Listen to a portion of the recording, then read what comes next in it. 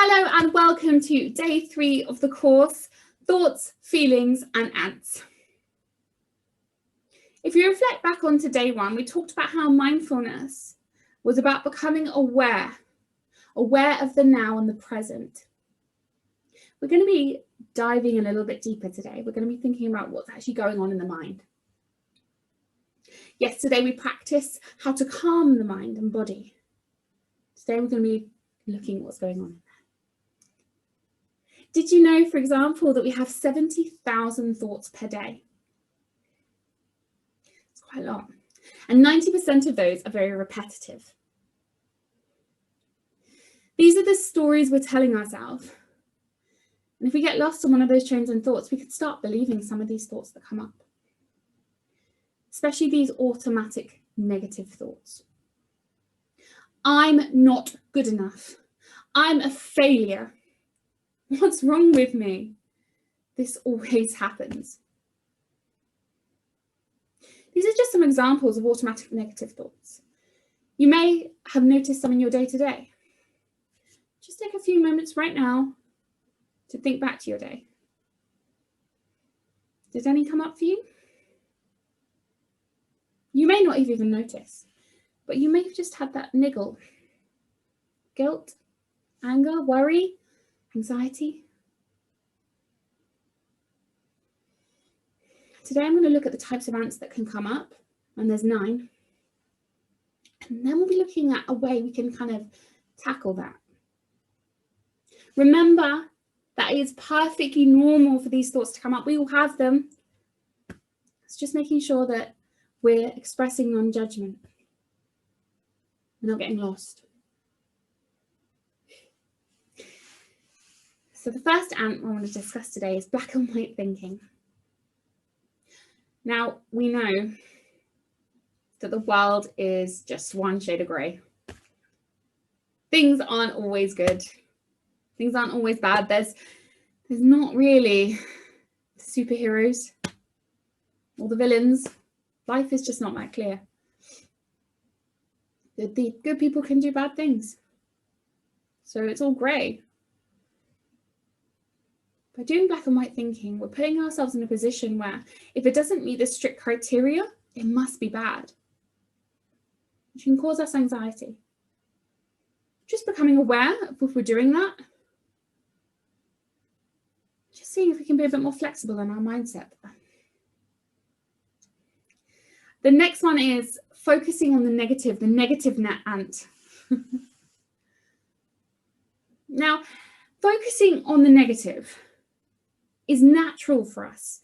We are designed to, unfortunately, look at the negative because we're trying to keep ourselves safe. We remember the bad things that happen because our brain is trying to keep us safe. But, you know, our brain is processing things slightly differently to us.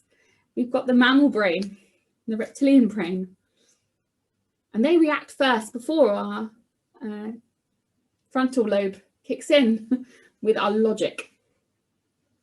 Because they're still trying to run away from lions or something like that.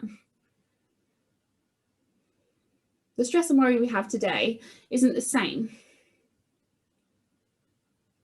So when we see negative, it's just trying to keep us safe. But there will be positive. And just focusing on that. Gratitude is a really good way to bring this into your life. The next ant is the fortune-telling ant. The one that thinks it can see into the future.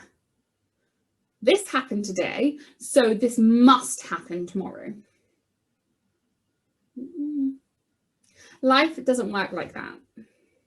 Just because something happened before doesn't mean it'll happen again. And you know what? Because something happened before, we can take steps to prevent it happening again. Because we're in charge of our actions. We are in control of what we do. The majority of our worries from anxiety come from worrying too much about the future. And actually worrying about things that are beyond our control. So just letting go of those ones.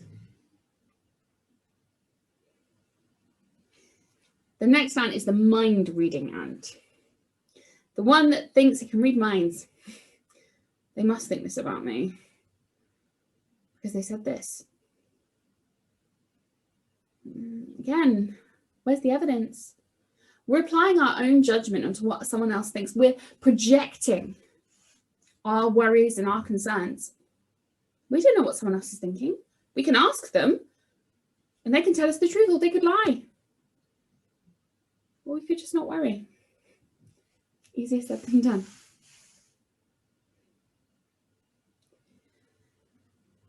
The next one is thinking with your feelings.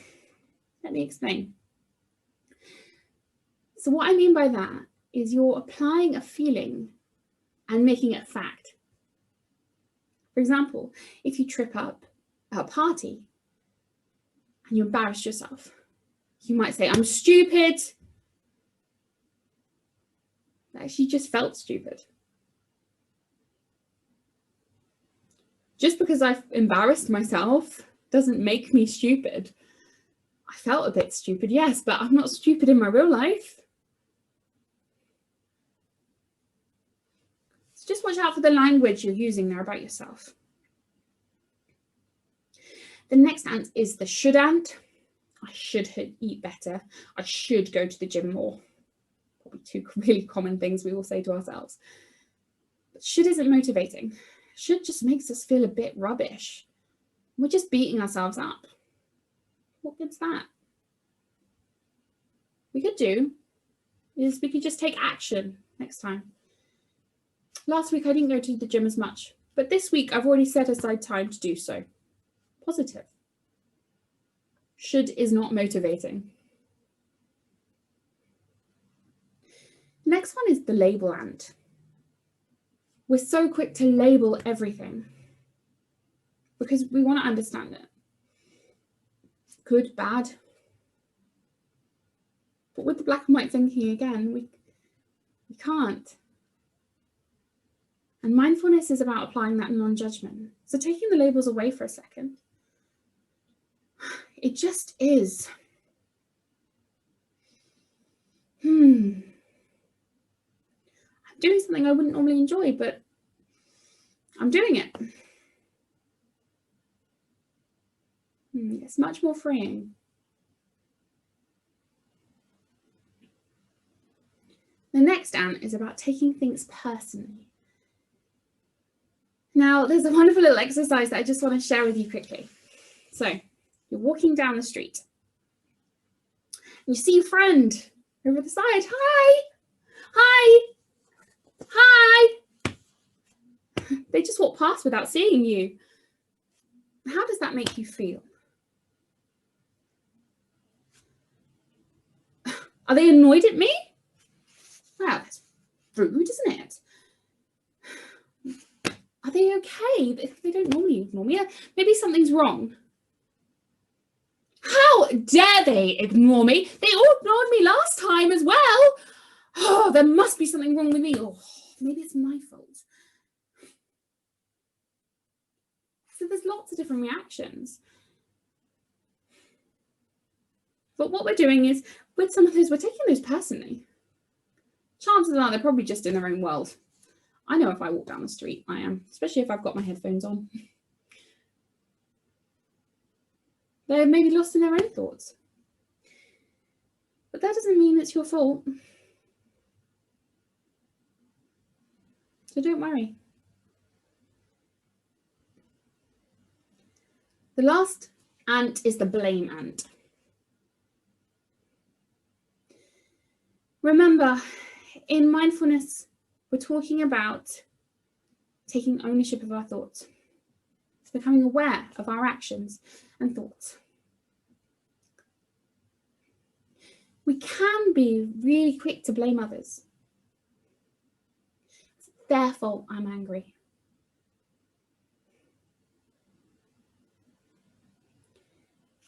With this practice, what we're trying to do is we're taking charge of those thoughts, feelings, and actions. And breathing and creating calm, creating space, slowing down. This will allow us to slow our reactions. And then we can take charge of those feelings. No one is to blame. We don't need the blame. We've got this. So those are the 9 different types of ants that you can find come up for you. How do we combat these? Well, firstly, becoming aware is the biggest step. In your mindfulness and meditation practice, slowing things right down and not rushing means we can have the time and the space to become aware of the thoughts that are coming up for us. Remember, if we're hearing the same thing over and over and over again, those are the stories we're telling ourselves. We're going to start believing them. And remember, you've been telling yourselves these stories for years. It's going to take time and patience. But there are always 2 questions I ask myself. Try this next time. So the first question is this true?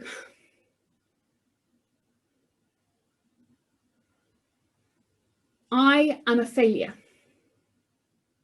Is this true? Well, I did fail a maths test once. Yeah, a bit of honesty. Okay, but does that make me a failure my whole life? I mean, I've got a degree, got a job, I've got lots of other wonderful things I'm successful in. So I'm not a failure. I have failed. Like everyone else, like every other human on this planet, I have failed. But it doesn't mean I'm a failure. The next question I ask myself is, how is this serving me? What is telling myself that I'm a failure going to achieve? It's not going to change anything. And what's great about thoughts is we have the opportunity to pick one again. So instead of saying I'm a failure, it could be I'm doing my best. I am doing my best. And I will make mistakes. I am human. We all make mistakes. So next time you find these ants coming up, just see what happens. See if you can notice the type of ant.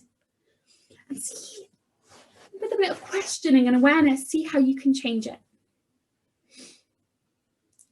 Finally, today, what I would like to do is just share a short story with you.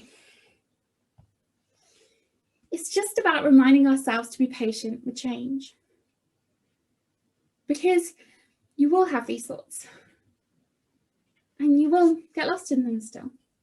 It takes time to become aware and to realise. So I'd just like to share with you my autobiography in 5 short chapters. Chapter 1. I walk down the street. There is a deep hole in the sidewalk. I fall in, I'm lost, I'm helpless. It isn't my fault. It takes forever to find a way out. Chapter 2. I walk down the same street. There is a deep hole in the sidewalk.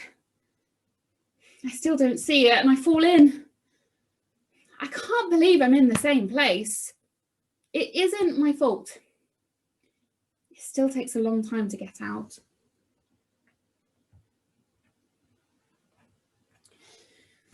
Chapter 3. I walk down the same street. There is a deep hole in the sidewalk. I see it there, but I still fall in. It's habit. It's my fault. I know where I am. I get out immediately. Chapter 4. I walk down the same street. There is a deep hole in the sidewalk. I walk around it. Chapter 5. I walk down a different street. Thank you so much for everyone for joining me today, and I look forward to speaking to you tomorrow.